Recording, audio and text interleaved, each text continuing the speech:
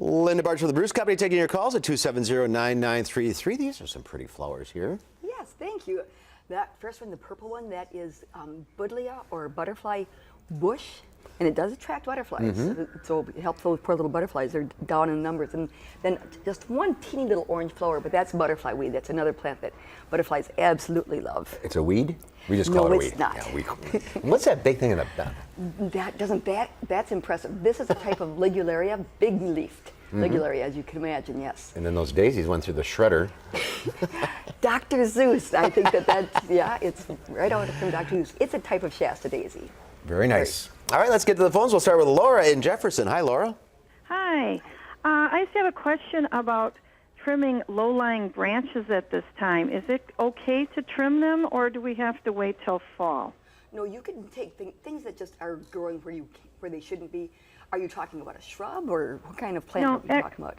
Actual tree branches, like when you're mowing and they're like hitting you in the face and so forth. Not elm, but... Well, if it's trees, then the only one you do want to avoid pruning oak at this time of the year, just because of oak wilt. There is an insect that carries a disease that could be attracted to the wound, so wait on the oak trees. But otherwise, the other It's illegal to do oak trees this time of year, isn't it? In Madison, yes, we have a restriction on that because we don't want to cause death. All right, Tim in Stoughton. Hi, Tim. What's your question? Hi, I was wondering about irises, Linda. Excuse me. We have a lot of irises in our yard, but we didn't get any flowers on them this year. My wife was suggesting maybe we need to split them. What would be the right time of year to do that? You can actually do that right now. This is a good time. Are they German bearded iris or are they Siberian iris? Honestly, I can't answer that. They're blue. They're blue. Okay, they're blue ones. They're probably bearded. I think that probably if you see a rhizome, the big thing is to get rid of anything that doesn't look healthy on it, and then split it up and give it some more room, because sometimes they get so dense, and then plant them in as much sun as you can possibly. That's how they're going to be the happiest. And that's why they're not flowering this year? Probably they're not flowering because they've gotten too crowded. Too crowded. Yeah. All right, Beth in Madison. Hi, Beth. Hi, very much enjoy your appearances on the noon show, Linda. Thank you. We have 3 peony bushes that bloomed beautifully this year, but now over the course of the last several weeks, they've developed a powdery mildew.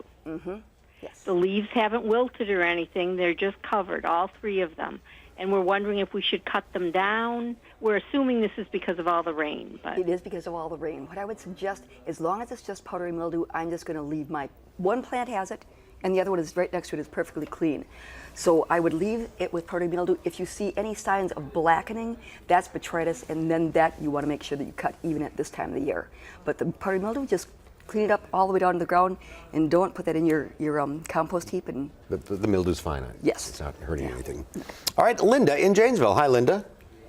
Oh, hello. Hi, what's your question? Well, it's another iris question. I have irises, and my son mowed them off twice already, so they never came all the way up or bloomed. Are they done for, or will I be able to transplant them and they'll come up again maybe next year? I think do you see some new growth down at the base? Well, yeah, I saw after the first time they were mowed, they were trying to come back up, and there's just a little bit of, there. But I thought, I don't know now. Well, as long as you're seeing some growth, because that plant, after they get done flowering, I cut mine down probably 6 inches, because then the insect, the borer that can lay eggs, the portion that they seem to like to lay eggs in is gone, and then they come with nice new growth at the base, so they just keep growing. Maybe tell the sun not to mow them down. Yes, that would be a good idea. That would help. Marcia in Reedsburg. Hi, Marcia. Hello there. Hi, what's your question?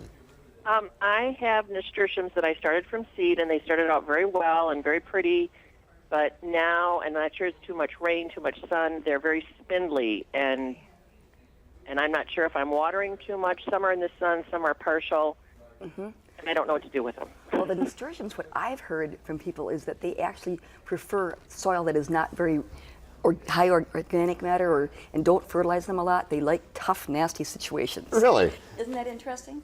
So it may be those conditions and then all the rain that we had, but they may be likely also because they don't have enough sun. All right. We're out of time. If you're on the line, stay there. Linda will talk to you off the air.